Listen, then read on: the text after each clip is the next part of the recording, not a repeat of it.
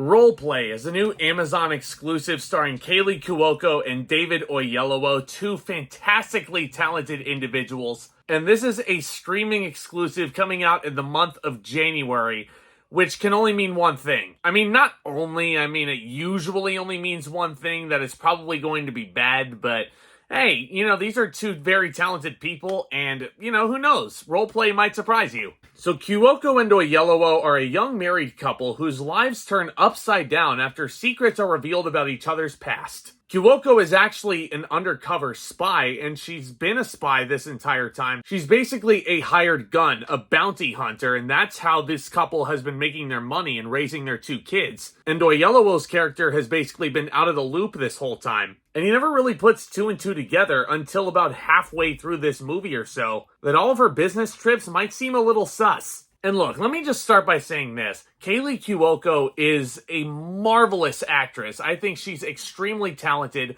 The work she's done on shows like The Big Bang Theory and The Flight Attendant especially, she's super talented. David Oyelowo also, he played Martin Luther King Jr. in the movie Selma a few years back. He was excellent in that film. And I'm glad that this movie is not really going to be an overall stain on their legacies and their contributions to the acting industry or Hollywood in general. And I'm glad that they at least got a paycheck out of this, I'm assuming, to maybe put their kids through college one of these days. Because I'll be honest, Roleplay just wasn't doing anything for me. I'm sorry. This movie sucked. And I think the biggest reason as to why this movie sucks so incredibly hard is that the directing and the whole presentation of things, this is basically billed as an action comedy. When you come across it on Amazon Prime, it is listed in either the action section or the comedy section. Let's start with the action. It is bare bones, very minimal, very basic. The hand-to-hand combat looks extremely fake.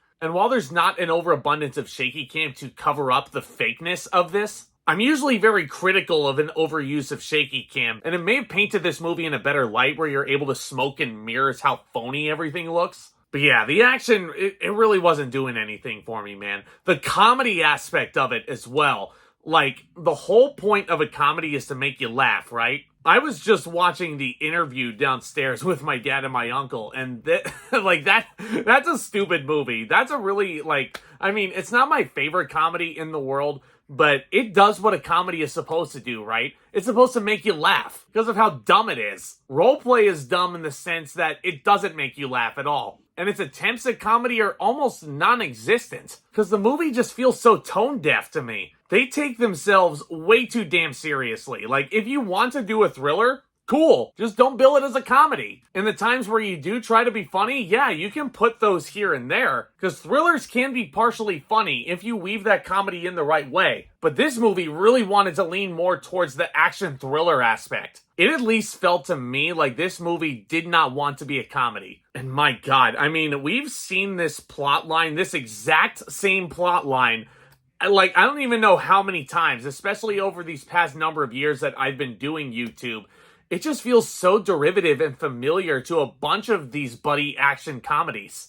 I don't know if you remember, but last year, there was a movie called Ghosted starring Chris Evans and Ana de Armas. It's on Apple TV Plus if you haven't seen it. And look, I know people have had their fair share to say about it. It's not a great movie by any stretch. But those two actors at least have some charm to them, and they had some semblance of chemistry. And I don't know what it was. I enjoyed Ghosted more than most other people did, because the attempts at comedy were hit and miss, but a lot of them were successful, and I was laughing at it. But Roleplay is like if you took a married couple and you stuck them in the plot of Ghosted.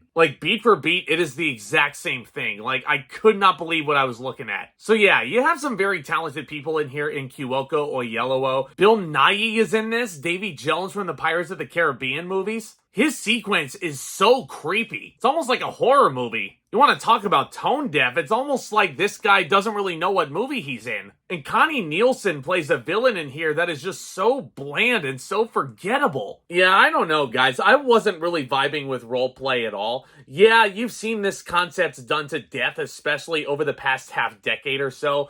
This movie does have the talent and the tools to actually be somewhat successful and a passable streaming movie. The comedic writing is just Ugh. Yeah, it is January after all, so I probably should have seen this coming. But hey, give me some credit for at least being hopeful. All in all, though, roleplay was bad. I'm gonna give roleplay an F. On the bright side, it looks like January is just about to come to a close, so 2024's quality of movies should be picking up from this point on. This feels much more like a traditional January that a lot of us movie critics are used to. Bad movies stuck in the graveyard purgatory of the first month of the year, and it's overshadowed by the Oscar nominations. And then once February comes around, business really starts picking up. But let me know what you thought of roleplay down in the comments section below. What is your favorite romantic action comedy? Those movies are few and far between, so that might be a very specific question, but that's all I could think of for this one. But if you're new, hit that subscribe button, hit that thumbs up as well. That would be a humongous help.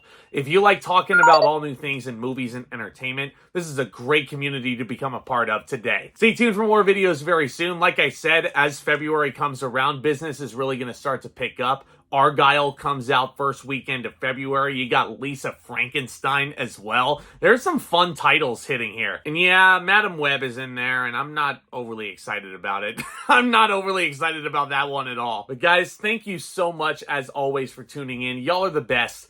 And with all that being said, Back Talk, commence.